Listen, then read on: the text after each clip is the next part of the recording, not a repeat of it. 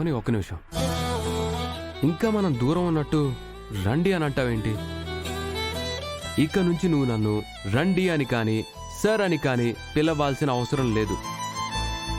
ఇంతకు ముందులా చక్కగా బావా అని పిలవచ్చు. ఇంతకు ముందులా ముద్దులు పెట్టుకోవచ్చు, కౌగిలించుకోవచ్చు, ఇంకా ఏమైనా చేసుకోవచ్చు. వదలండి, వదలండి.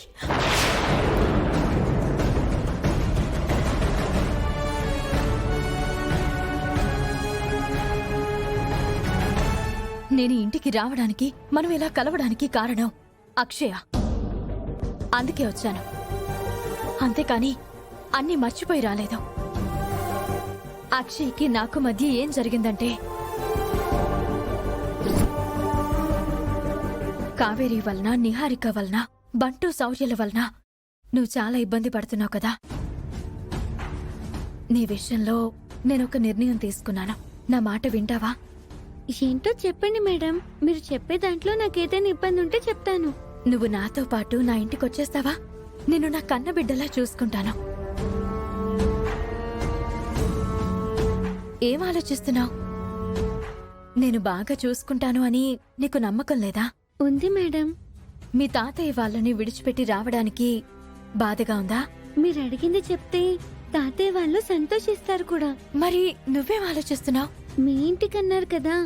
మీ ఇల్లు అంటే మా అక్క వాళ్ళ ఇల్లు. అది మీ ఇల్లు ఎలా అవుతుంది? అది మీ పుట్టినిల్లు కదా. మెట్టినిల్లే మీ ఇల్లు అవుతుంది. మీతో రావడానికి నాకు ఎలాంటి అభ్యంతరము లేదు. కానీ నాకు కోరికుంది. ఏంటది?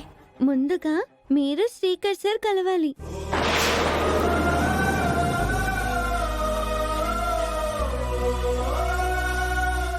మీరు ఒకే ఆఫీస్లో పనిచేసేవారు అనుకున్నాను, కానీ భార్యాభర్తలని పల్లెటూరి జాతరలో తెలిసింది.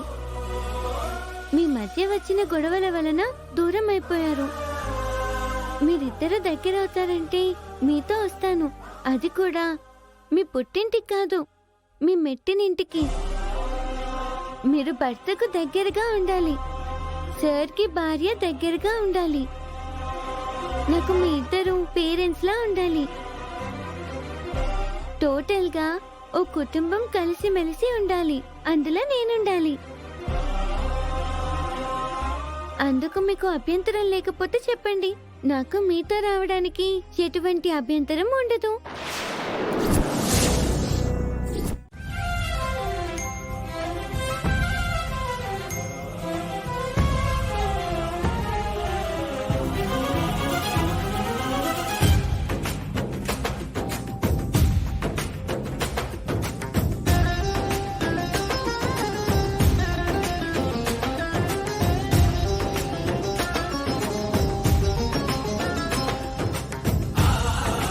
నమస్తులసి కళ్యాణి, నమో విష్ణు ప్రియే శుభే, నమో మోక్ష ప్రదే దేవి, నమః సంపత్ ప్రదాయిని.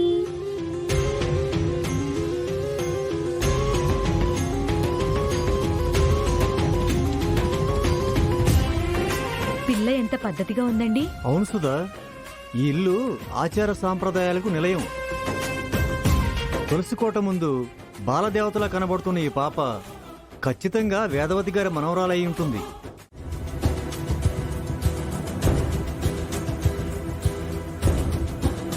నమస్కారం వేదవతి గారు. నమస్కారం అండి. లోపలికి రండి. రండి, కూర్చోండి. బాగున్నారా? మేం బాగానే ఉన్నాం. మీకేమైంది? వీల్ చైర్లో ఉన్నారు. అనుకోకుండా మెట్ల మీద నుంచి పడిపోవడం వల్ల ఇలా జరిగిందిలేండి. మిమ్మల్ని ఈ విధంగా చూడవలసి వస్తుందని అనుకోలేదు. వసంత, చక్రపాణి గారు వాళ్ళు వచ్చినట్టున్నారు. అవునండి. చక్రపాణి గారు, మీరు 5 ఏళ్లు మా ఇంటి పక్క నుండి తర్వాత అమెరికా వెళ్ళిపోయారు. కాబట్టి మా ఇంటి విషయాలు మీకు తెలియకుండా పోయాయి. నా కళ్ళు పోవడం, అత్తయ్య గారి కాళ్ళు సహకరించకపోవడం చాలా జరిగిపోయాయిలేండి. ఎలా ఉన్నారు? షార్ట్ కట్ లో షార్ట్ ఫిలిం లో ఎందుకు చెప్తున్నావు బావా? మనింటి విషయాలన్నీ పూస్తో గుచ్చినట్టు చెప్పు. అన్నయ్య అవకాశం ఇస్తే డైలీ సీరియల్లా మొత్తం చెప్పుకుంటూ కూర్చుంటారు. నమస్కారం అండి. నమస్కారం అమ్మా. చాలా కాలం తర్వాత వచ్చారు. అవునమ్మా అవని, అమెరికా నుంచి మొన్ననే వచ్చాము. ఒకసారి అందరినీ కలిసి వెళ్దామని ఇలా వచ్చాము. బయట మీ మనవరాలు దర్శనం అయింది. మీ మనవరాలు చాలా బాగుంది వేదవతి గారు. నా కూతురేనండి. మా వంశానికి మొదటి సంతానాన్ని ఇచ్చింది మేమే. అవునండి, రెండో జంటైన మాకు మాత్రమే అదృష్టం దక్కింది. మీకు కలిగిందని సంతోషించండి, మాకు కలగలేదని దెప్పి పొడవకండి. అయ్యో, నేను జనరల్ గా అన్నానక్క. నువ్వెంత నిగూఢంగా మాట్లాడావో నాకు తెలీదా? అరే, ప్రతి చిన్న విషయానికి ఎందుకు ఫీల్ అవుతున్నావు నువ్వు? రేయ్, ఫీల్ అవరా మరి? నీ పెళ్ళాం తీరు అలా ఉంటుంది మరి. అతిథులు వచ్చినప్పుడు కూడా ఎలా ఉండాలో తెలియకుండా పోతుంది. మినిమం కామన్ సెన్స్ ఉండాలి కదా. హలో మాస్టర్, కామన్ సెన్స్ గురించి మీరు మాకు నేర్పించక్కర్లేదు. ఇంకా ఆపండి.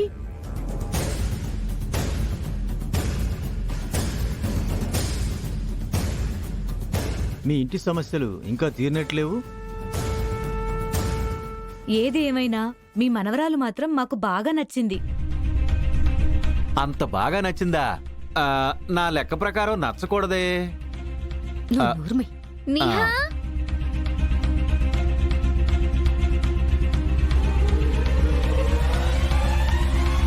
నిహా